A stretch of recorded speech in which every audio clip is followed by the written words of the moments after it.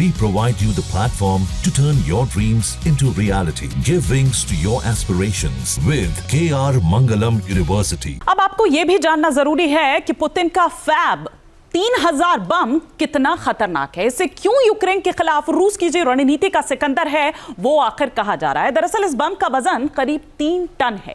यह करीब 13.8 फीट लंबा होता है। तो आप यहीं से समझ लीजिए और ग्राफिक्स के माध्यम से हम यहां पर आपको समझाने की कोशिश करते हैं कि इसका जो व्यास है वो 2.1 फीट है, जबकि इस महाविनाशक बम में करीब 1400 किलो विस्फोटक लगा होता है।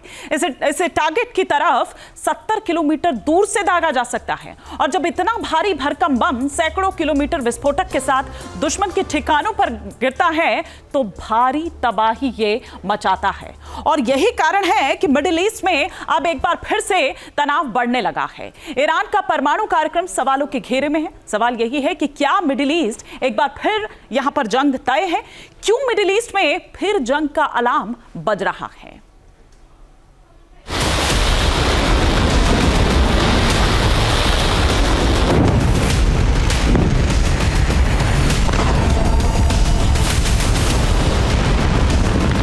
मिडिल ईस्ट में चली 12 दिन की लड़ाई क्या सिर्फ ट्रेलर है?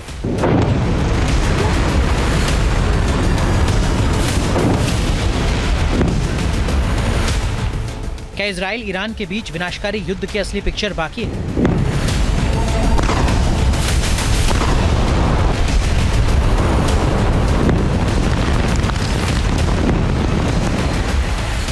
क्या मिडिल ईस्ट में एक और युद्ध तय है?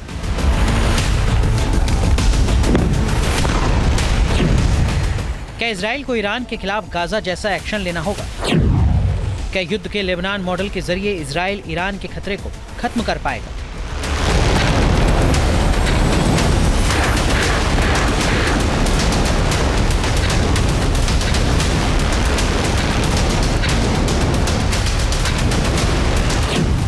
बारह दिन तक इजराइल और ईरान के बीच चले युद्ध की वजह से ईरान की राजधानी तेहरान पर इजराइल ने लगातार बमबारी की। ईरान को नुकसान तो हुआ, ईरान जख्मी है, लेकिन पलटवार कर सकता है। सवाल यही है कि क्या इजराइल और अमेरिका को कुछ बड़ा करना पड़ेगा? क्या इजराइल को ईरान में गाजा जैसा ऑपरेशन चलाना पड़ेगा? इजराइल की बमबारी में गाजा मलबे में तब्दील हो चुका है। क्या ईरान के परमाणु कार्यक्रम को रोकने के लिए इजराइल और अमेरिका को इसी तरह का एक्शन लेना होगा? ये सवाल इसलिए उठ रहे हैं क्योंकि ईरान के अंदर से उसके परमाणु कार्यक्रम को लेकर खौफनाक संकेत मिल रहे हैं। रिपोर्ट्स के मुताबिक ईरान अपने परमाणु कार्यक्रम को आगे बढ़ाने के लिए प्रतिबद्ध नजर आ रहा है। खबरों के मुताबिक ईरान के पास 60% शुद्ध 410 किलोग्राम यूरेनियम है। अगर इस यूरेनियम को आगे संवर्धित किया गया तो इससे 9 न्यूक्लियर वॉरहेड बनाए जा सकेंगे।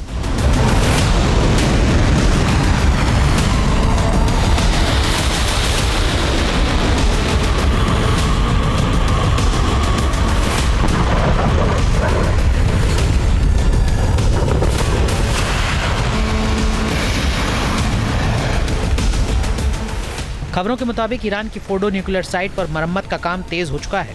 इसकी सैटेलाइट तस्वीरें सामने आ चुकी हैं। IAEA का दावा है कि ईरान के पास एटम बम बनाने की क्षमता है, लिहाजा सीजफायर के बावजूद टेंशन बढ़ती जा रही है। कोई भी दोबारा हमले से इनकार नहीं कर रहा। ईरान के परमाणु कार्यक्रम को लेकर इजराइल में टेंशन है।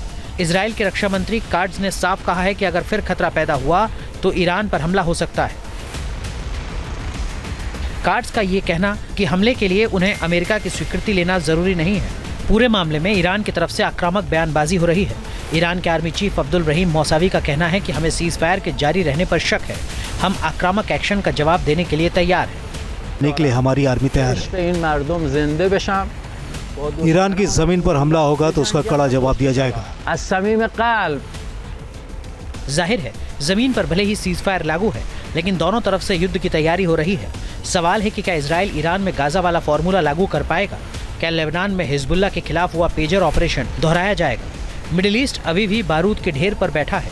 कब इसमें विस्फोट हो जाए कहना मुश्किल है। Team news nation.